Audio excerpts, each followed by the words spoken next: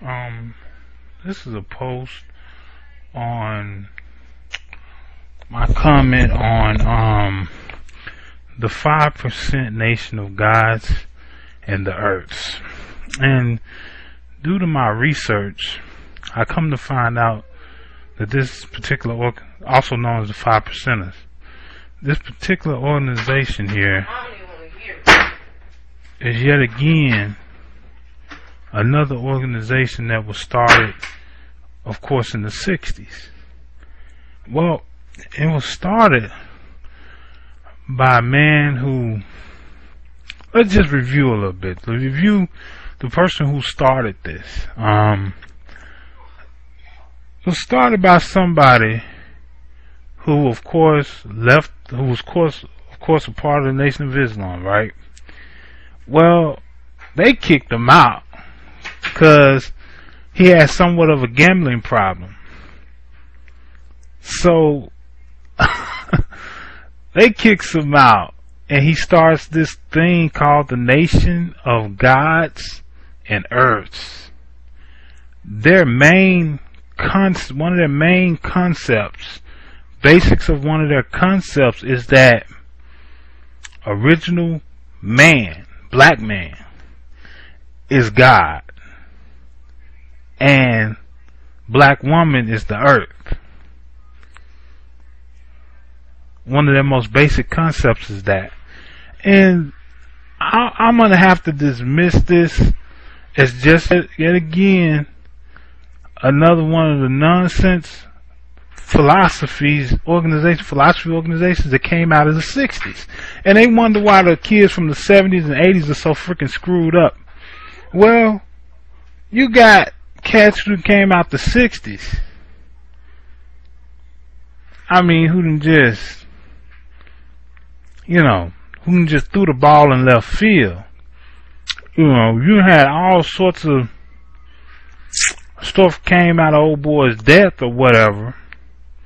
And even when he was shot for the first time, he was shot in a gambling hole.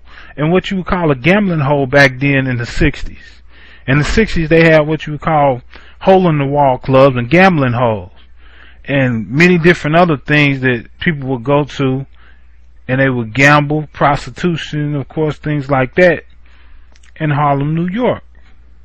Of course, in the bigger places, going to be more of it. So, when he got shot the first time, you had people around him in the streets. Because that's what he was. He was definitely in the streets. And he was recruiting, when it first came to these people, he was recruiting young people. People who were very impressionable, who didn't know nothing. So it's easy to deceive them because they don't know anything. Well, who really have misidentity. When you're talking about he was coming up around maybe somewhere around 1964 he was starting this thing. Somewhere around there. He really started with, which in 1964 he was really talking to mostly the kids that was coming into, from, I'm thinking it was probably late 64, so it was probably 65. He was talking to the 70s people. But you sit up here and you have more people following this nonsense than ever before. They're not a religion. Of course not. How could you be that? Now, what it is, it's an organization pent up on philosophy, just like pantheism. Pantheism's pent up on a whole lot of philosophies. And actually, if you look up pantheism and you look up this, you'll find some similarities in the two. But what people need to understand is that there's a whole lot of 1960 melodrama that people like to drudge up, and they like to, sort of live in it and relive it, because this organization was started by a person who obviously had a gambling problem, who obviously, I have my qualms with the Nation of Islam too, and how they conducted themselves in Harlem back in the 60s or whatever.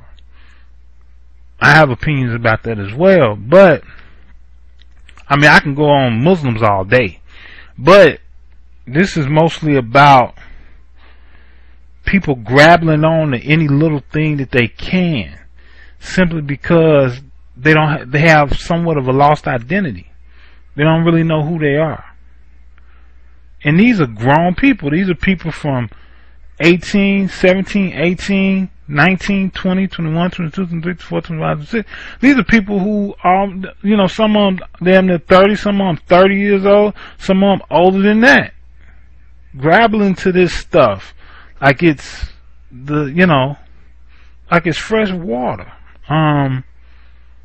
But people need to understand that this 5% stuff and so much other stuff too, it's not just this.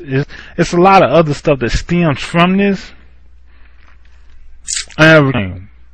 But when y'all get a chance, whoever watches this, when y'all get a chance, y'all need to look up this stuff, because you never know who will be falling prey to this stuff here.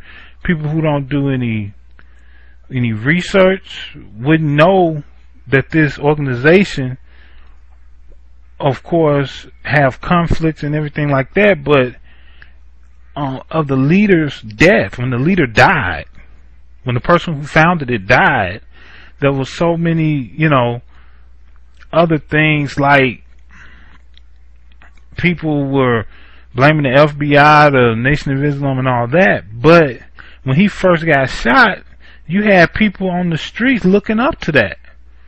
You had some kids on the streets looking up to that, and they was looking up to the fact that, they was looking at him like he was immortal. Like he was immortal. And stuff like that. And what he do? He kept on preaching that same stuff. Man is, black man is God, and all this other business. He kept doing that. A bullet didn't teach him too much of anything. And that's what I mean. When you don't realize that little philosophies and stuff like that. There's thousands of people who had philosophies and things like that on the black community. Anybody can take a notebook, write down some stuff, go out in the street and preach it to a young child that doesn't know anything. Anybody can corrupt the minds of the young because they're young. They're impressionable. They don't know too much. They don't research nothing. The kids of the day are pretty much, mindless, lazy people. They don't want to research nothing. They wouldn't know what they could be sitting in the church and wouldn't know what was going on. But yeah, that's about it.